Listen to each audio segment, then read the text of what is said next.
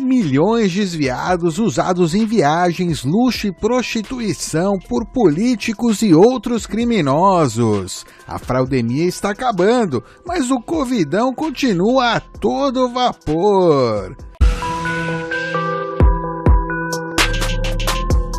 Este é o Visão Libertária, sua fonte de informações descentralizadas e distribuídas. Durante a fraudemia, enquanto o senhor Bovino Gadoso era sistematicamente tolhido de suas liberdades, de seu emprego e da sua vida normal, os reis do gado não desperdiçaram a oportunidade de abocanhar o dinheiro roubado do povo para comprar viagens, fazendas, vinhos caríssimos, carros de luxo, filhotes de animais selvagens e até fazer orgias com prostitutas.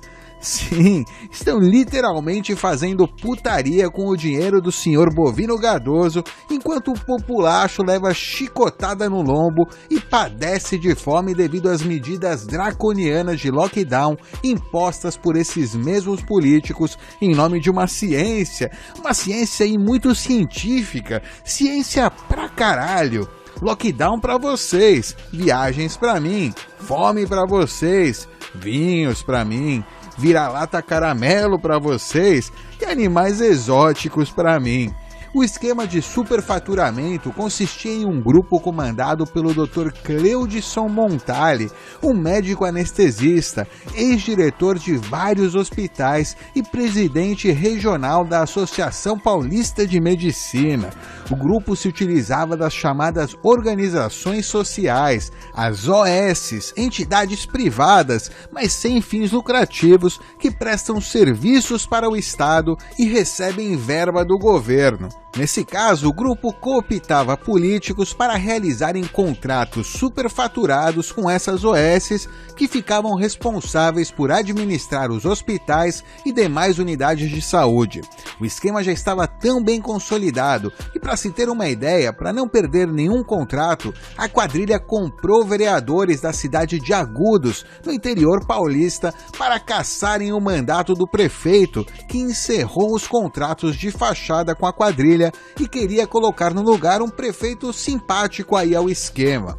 Uma pequena demonstração de como o Estado protege os seus e enriquece aqueles que são dispostos a servirem o monstro estatal. Isso tudo, obviamente, resultando em péssimos serviços para os bovinos gadosos, causando filas de corpos amontoados no chão e em câmeras frigoríficas, uma vez que não haviam vagas no IML para os corpos. É nisso que dá a deixar o Estado cuidar de uma das coisas mais essenciais da nossa vida, como a saúde. Não se deve confiar nem as coisas mais triviais a essa entidade aí parasita da sociedade, muito menos as mais importantes, né?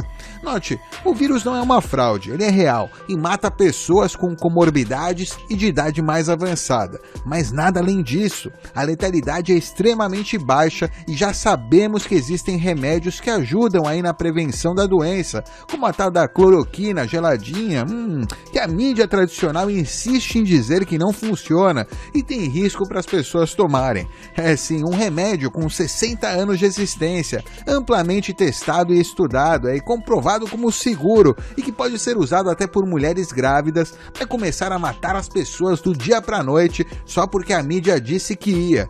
Mas claro, né, a mídia está certa, pois a mídia reproduz apenas a voz da ciência e não é porque se trata de um medicamento genérico e barato.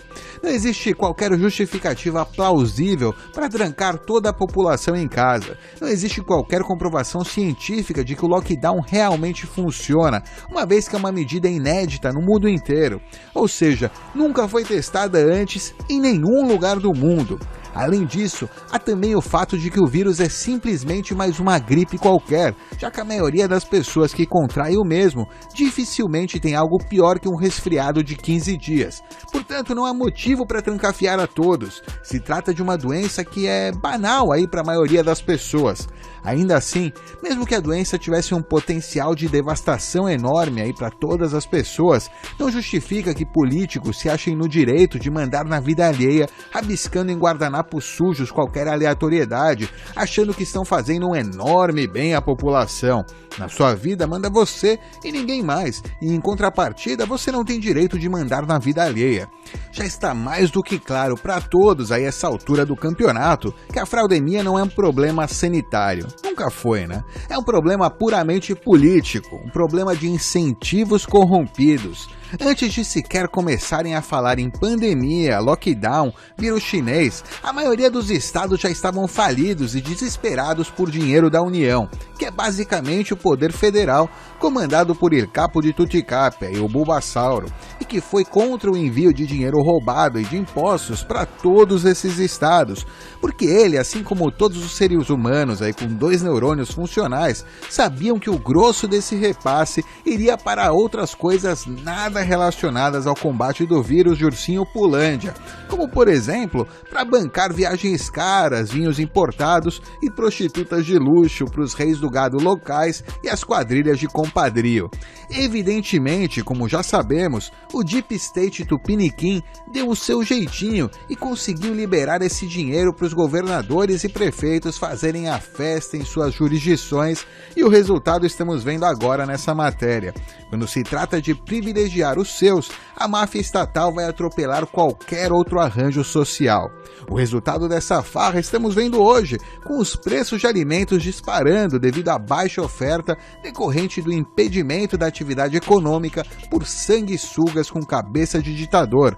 Também temos a economia em frangalhos devido à impressão descontrolada de papeizinhos coloridos, que causou também a subida extrema do preço do nosso peso bananense, ou real, aí como quiser chamar, perante as moedas estrangeiras, como o dólar e o euro, levando a nossa deplorável moeda a amargar a posição de primeiro lugar na lista das piores moedas de 2020. E não podemos esquecer do risco fiscal que o país corre por toda essa explosão do orçamento estatal para dar esmola para a população ficar em casa, para construir hospitais de campanha superfaturados e importar respiradores que não funcionam. Esse risco, em linhas gerais, é o risco que avalia a chance de um país não conseguir pagar sequer os juros para a rolagem da dívida e ter de decretar moratória da dívida. Em linhas gerais, de decretar falência. Para se ter consciência do tamanho do rombo causado aí no orçamento, a reforma da Previdência aprovada economizaria 900 bilhões de reais em 10 anos. O governo federal gastou isso em 6 meses de pandemia. Não foi só um rombo no orçamento, foi um gangbang orçamentário. Sim, estamos em vias de falir caso essa irresponsabilidade com o orçamento perdure. Por que eu digo nós? Porque se o Estado falir, somos nós aí, as pessoas comuns, que vamos para o fundo do poço junto com ele, uma vez que para se recapitalizar após a falência, o Estado geralmente inicia políticas de impressão de dinheiro insanas, aumenta impostos a níveis que seriam absurdos até para o padrão bananense, quando o correto a se fazer seria acabar com todo tipo de intervenção estatal na economia, a fim de deixar a mesma respirar aí sem a bota do Estado pisando na sua garganta. É claro que com o histórico brasileiro em crises econômicas, já é praticamente certo afirmar que vamos mesmo falir e que o melhor a se fazer no momento é um estoque de comida, moedas estrangeiras aí como dólar, euro e principalmente Bitcoin e ouro, que são dinheiro de verdade e que não estão sujeitos a nenhuma autoridade monetária estatal. Se antes da fraudemia já estávamos sendo roubados pelo governo, a tendência é que sejamos ainda mais restritos de nossas liberdades econômicas. Mas tudo bem, afinal o que importa são as vidas, a economia a gente vê depois, não é, Bovino Gadoso? O alto clero do Estado é de fato uma casta acima das pessoas comuns, até mesmo dos funcionários estatais de baixo escalão, que são basicamente a bucha de canhão do Estado. E o fato é que o Estado é um organismo social que trabalha para enriquecer justamente essa alta casta parasita de burocratas, políticos e funcionários do alto escalão do governo aí no geral. Não bastasse os salários exorbitantes, os vinhos importados, as lagostas e os auxílios, isso e aquilo, né? Existe ainda a mentalidade socialista impregnada na cabeça desses indivíduos, o que piora ainda mais o que se pensava ser o pior que se pode chegar em uma republiqueta socialista como é Banânia. Pois é, Tiririca, pior que tá, fica, ou se fica. Ora, não basta essas pessoas estarem entre os 1% mais ricos do país sem fazer nada de útil para a sociedade. Ainda chicoteiam a gentalha que sustenta eles com seu suor e sangue e humilha cada um desses bovinos que lhe proporciona essa vida fácil aí de rei de gado. Não se engane, quem chegou no topo não foram os que se empenharam em fazer a coisa certa e não venderam suas almas ao establishment em troca de poder. Não podia ser mais distante disso. Na verdade, é o diametral oposto. Apenas os piores chegam ao poder, os mais psicopatas, os mais inescrupulosos e os mais prostitutos morais do dinheiro e do controle, uma vez que são justamente esses que estão dispostos a sujar as mãos no jogo político em troca da recompensa. Esse também é um dos motivos do porquê não iremos ver com frequência algum político destoante aí do resto dessa classe suja chegando a alguma posição de poder relevante.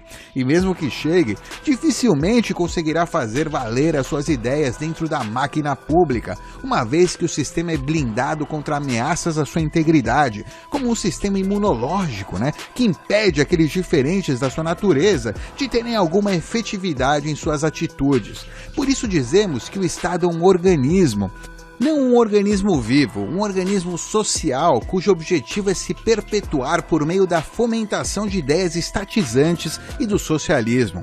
O que podemos fazer enquanto o ancapistão não chega é nos proteger dessa espoliação institucionalizada por meio aí de criptomoedas como o Bitcoin, ou usando artimanhas jurídicas e até mesmo espalhando as ideias de liberdade aos 7 ventos para que mais pessoas percebam toda essa superestrutura de servidão voluntária e parem de uma vez por todas de alimentar esse Leviatã com o seu suado dinheiro.